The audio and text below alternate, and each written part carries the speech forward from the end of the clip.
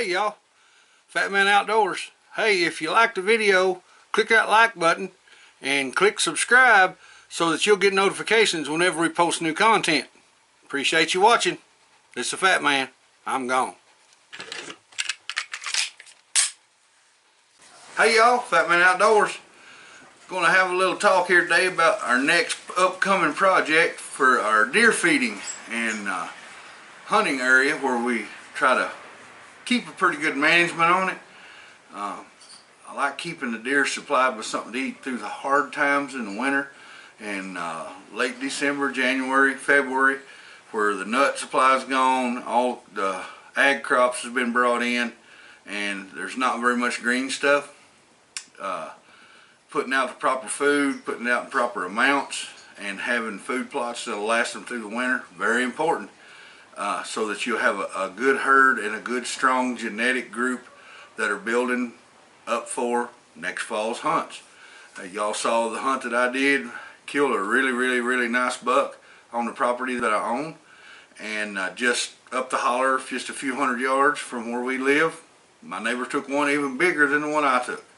And it's because he and I have been working together and have been sharing information about different stuff we would see and different stuff we were doing. So the deer were getting everything they need in a pretty small area. They were getting a lot of good brush cover. They were getting a lot of places to find food anytime they wanted it. They were getting minerals. They had fresh water. They weren't getting hunting pressure. And it was absolutely a recipe for not only a cake, but a wedding cake. So really appreciated how that worked out. But this year we're going to add a few things. I'm going to put up a couple of mechanical feeders.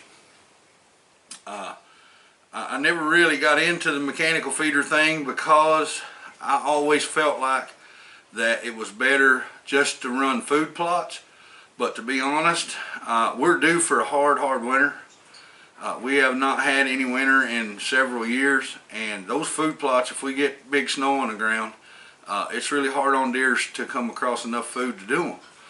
And you may draw in some deers right now with these feeders that will kind of imprint on some of those bucks and does that'll come through finding this food. May not hang around, but they'll start thinking, you know, I found food over there. You know, I could probably go back and find some more if there comes a time I need it. And again, at that middle of November time, when a lot of the acorns have already failed, and it's getting a little bit harder to find stuff to eat, those does may come in there and start looking at your food plots, or if you've got high protein food out, those bucks are going to look for that too. So you know, you don't just have to throw corn to them. You can buy high protein pellets that are not real expensive and mix it in with your corn, and maybe shoot like a 50-50 base, corn and protein pellets and stuff like that. But a lot of companies have got stuff on the market now that work really well. What I'm going to try is, I'm going to try a couple of different brands. I'm going to try first this one from Wild Game Innovations. I think it's Moultrie that owns that company, I believe. I can't remember if it's on the front of this package, if it's Moultrie that owns it. But I'm wanting to think that they're a division of Moultrie. But this whole unit, the flinger and programmer comes in one unit, and I believe this was $48 at Walmart. Then I gave $13 for a 6 or 12 volt battery charger, and the batteries, I bought 2 of them. They're long lasting, 6 volt, and they're all this stuff is made by Wild Game Innovations. The batteries were a little less than 11 bucks. So for the whole thing, I've got about $75 in it, roughly, somewhere around in there. And I've got a 55-gallon barrel I'm going to retrofit 3 pieces of steel pipe to make legs, and put it about 8 or 10 feet off the ground, so it'll be a little bit harder for black bears to mess up the spinner on it, because I have talked to people that said they had an issue with that the bears would get under them and tear the feeder spinner up trying to get the corn to fall out. So, or the protein pellets to fall out. So I'm going to try to put it up out of the reach. If I have an issue with the bears trying to do it, then I can always just add to the legs. I've got some pipe that I went to a local salvage yard, got a real good deal on it. I had 2 good clean 55-gallon barrels here with the lids and the rings. You got to have the lids and the rings. And we're going to retrofit those where that they'll have holes drilled in them that we can bolt those legs to. Won't be particularly modular. I'm going to make it where they'll come off just by taking wing nuts off, but it'll still be a little bit of work if you got to take them off. I thought about making a kind of a deal to hook them to that had a hand winch off of a boat trailer on it with a cable, where I could just let the barrel up and down, so that when I went to fill it up, I wouldn't have to climb a ladder with a sack of feed on my shoulder, or get somebody to climb a ladder with a sack of feed on the shoulder. I don't think I could do it. And be a little bit safer. But right now I'm probably just going to go with filling it up on the legs, and get a buddy of mine to help me, and we'll put about 5 bags of corn in it. And this thing is pretty neat. You can set it to how long you want it to throw corn, and you put in there how much weight of corn you put in the barrel, and set it to how many seconds you want it to throw at a time, and how many times, up to 6 times a day, and it will tell you how many days of feed the weight that's in that barrel will feed. That is very good information. Very, very good information. Now, the one thing I am not going to use, and you could use them, it don't hurt a thing. Some people put a big funnel that's made to go in the bottom of those barrels in it. In my way of thinking, you don't really need it, and here's why. Because if you put the funnel in it, it's supposedly so that all the corn that's in the barrel will go out the hole when it's using it. Okay, I get that. But if you put the funnel in there, all the space that's under that funnel that didn't get corn put in it was just wasted space. There's nothing in there that's ever going to go down the hole, so it's not helping you. So if that space is just filled up with corn, on occasion you're going to have some of that corn run out and go out the hole.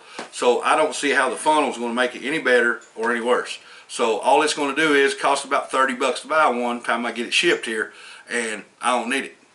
And in the event that if I think I do need it, then I can always just take a piece of flashing and make one. But I just don't think that I'm going to fool with it, because by the time it mashes, you put 300 pounds of corn on top of that little plastic funnel, you're going to lose just a little bit of space at the bottom that the funnel wouldn't push down to anyway.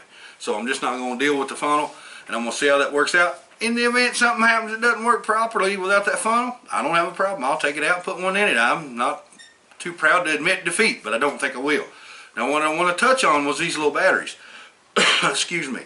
These little batteries, they're a 6-volt battery, like something that would be in one of the Power Wheels kind of deal thing, and you can actually buy these that are a bigger one. They're like twice the size of this.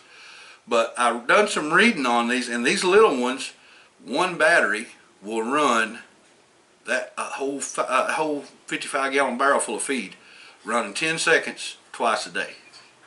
And it'll run until the battery power in one of these batteries will go farther than that barrel of feed will go. So what I'll do is I'll have one battery in it fully charged operating it. I'll have it marked on my calendar in my phone, so it'll give me an alert a couple of days before it's supposed to be empty. I'll take a battery with me, load the corn up on old Greenie, take it down there, get up and up on it, and fill it back up, put the lid on it, swap out the batteries, off we go again.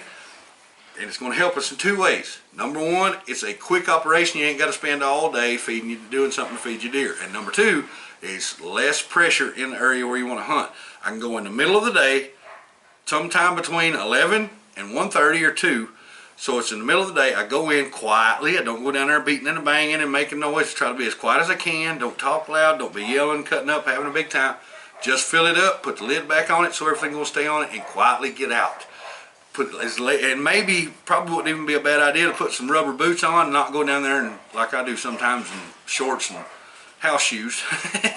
And that way you leave no scent. You know, don't go down there smoking, which I don't smoke. I ain't done that in about 7 or 8 years. But don't go down there and leave anything that's going to leave a scent, and the deer starts to come into the feed and go, there's been somebody here. I don't know if I want to come back or not.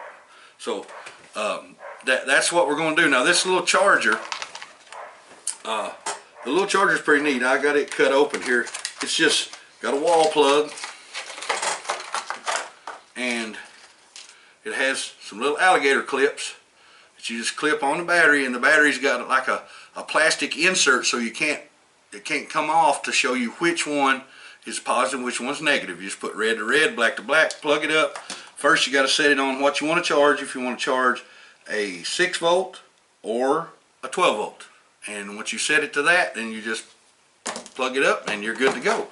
Well guys, I just wanted to show you what we're going to be using for our next little project that's coming up, and I think this is going to be pretty fun.